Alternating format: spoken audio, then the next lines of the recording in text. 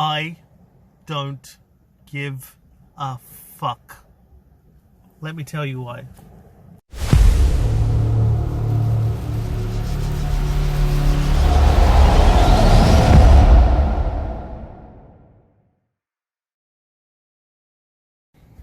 So, I'm going to tell you why I don't give a fuck. And I'm also going to tell you how it's going to benefit you. And to do that, I'm going to use an example from my life, okay?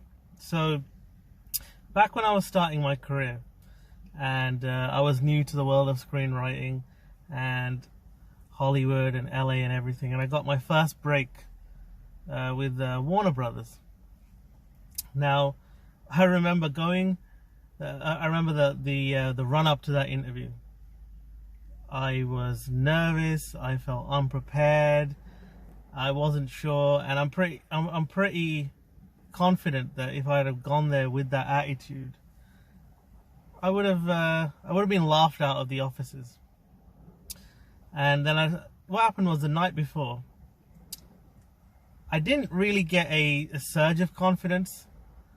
What actually happened was I suddenly felt deflated, and I realized that, okay, I'm going to go there and I'm going to completely screw this up.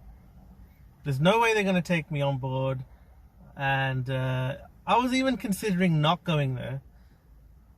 But then a friend of mine who'd actually got me the sit down and the interview, I didn't want to let them down. So I thought, okay, I'm going to go there, but I'm going to go there with a completely different attitude if I don't give a fuck, because I failed anyway. I decided I'd failed.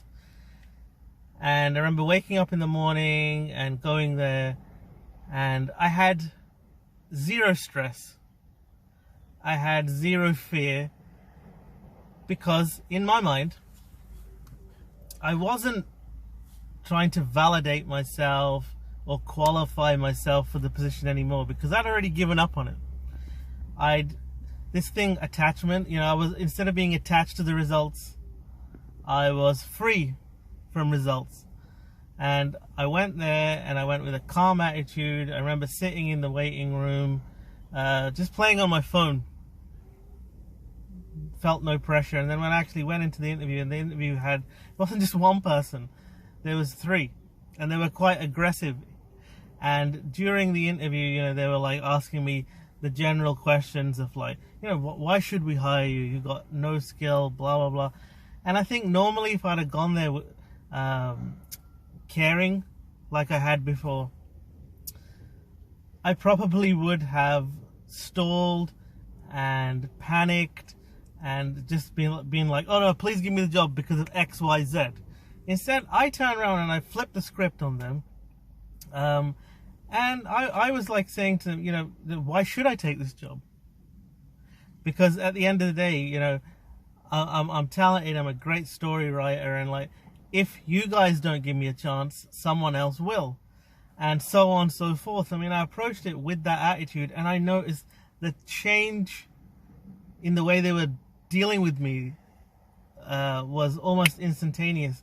Instead of three people trying to basically crucify me in an interview, it turned out suddenly these people were on my side, and they were like enjoying the chat, and it became less of an interview and more of a discussion about film and story and things like that. And I mean, by the end of it, I not only had the feeling that I had I just knew I have this job in the bag. And it was really bizarre, because I always think back, and the thing is that that was how my career launched, from that first opportunity with the studio, and then I leveraged it from then on. I had the momentum and I kept going. But like, if I hadn't have gone in with that attitude of basically what I'm trying to say about I don't give a fuck, I don't mean you go in there and you like put your feet up on the desk and you act like a complete idiot, because arrogance is not the same as confidence. Okay, confidence and real self-belief, genuine, authentic self-belief, is extremely different. Okay, what it means is you go there and you don't know what the result is going to be, but you're certain in yourself You're certain in your ability. You're certain in your talents. And you believe in them so much that you free yourself of the attachment. You're like, so no matter what you're going for, whether it's an interview, whether it's a dating situation or whatever, try and just pull back from the results. Okay, focus on yourself. Focus on being the best version of you, and believe in that version of you, and feed that. You know, it's a bit like a plant, and you're feeding that, you know, with water, and you keep watering that plant. So you water it with your positive attention,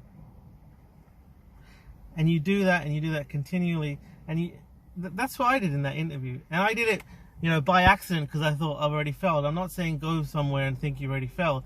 I'm saying go somewhere and think the fact that you're turning up is enough. The fact that you believe in yourself is enough. The results are never going to be in your hand. You know, that's in the hands of God or the universe. But don't focus on the results. Focus on yourself and being the best version of you.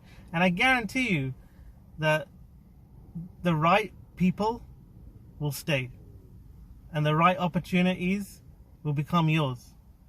Okay, it's literally a law of the universe. So, you know, if you follow this little ideology, if you want to call it, of letting go, you know, I don't give a fuck.